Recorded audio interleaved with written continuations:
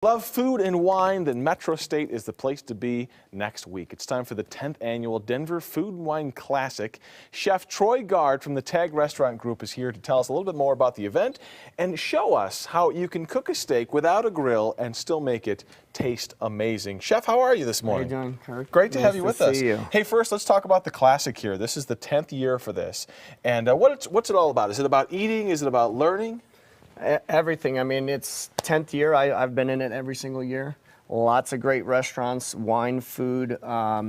What's really exciting is we're doing a lot of work with ProStart students, and these are kids that are in high school who eventually will take over my job. So it's good to teach them and train them. You're teaching people to replace you? Is that the deal? And trying. I've heard that's a bad thing to do. So we'll start with cooking a steak. I mean, you guys in restaurants often do cook in a pan. And you know, we're so used to using the grill, but you can cook an awesome steak in a pan. Yes, more and more. I mean, we're all, as you see downtown, all these new condos and apartments coming in. And there's not a lot of room for grills out there unless you want to go barbecue. So here we have a newer cut of meat.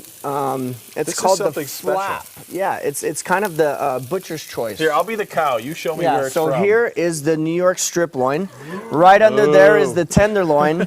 Then you have the top sirloin. Then you have the flap right here, kind of like down right there. Yeah. Just stop right so it's actually a really flavorful piece of meat, and they call it the butcher's choice is because. Can you buy this at the grocery store, or do you got to go to a butcher? You have to go to a butcher. Okay. Yes. And so you see the nice cut here, nice marbling with the steak.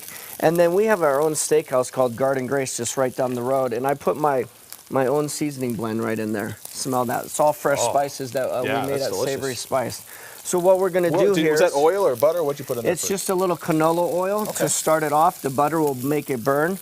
And we just cooked a nice steak. So I'm going to put that right back in there. So you see how you want to do it. You want to turn it on all four sides. See that nice caramelization? Yeah, and sear that all in. So you want to do it about 2 minutes on each side to about medium rare. Okay. So we just cooked this steak here, and you see all those nice pan juices in there? Yeah.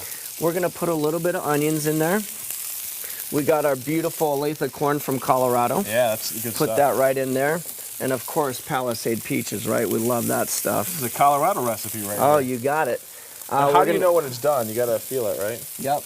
I just feel it. Actually, I look on my hand, and right there is a medium rare. Right there. That's the farther I go back, the more well done it is. Okay, let's plate it up quickly because we are running out of time. Here we go. A little bit of lemon. So you're just kind of making a little bit of a vegetable fruit medley here to go on the plate with the steak? Exactly. You can't go wrong with that. So you dish that out on the plate and then get the steak there on next to it. And now there we go, that beautiful steak right there. Great fresh flavors. Do you worry about undercooking it or overcooking it? You know what? I'd rather always a little bit undercook it because then I can overcook it. But we also want to make sure that it rests. So I usually wait about 4 minutes before we start serving our steaks, so all the juices don't run out. It keeps right inside there.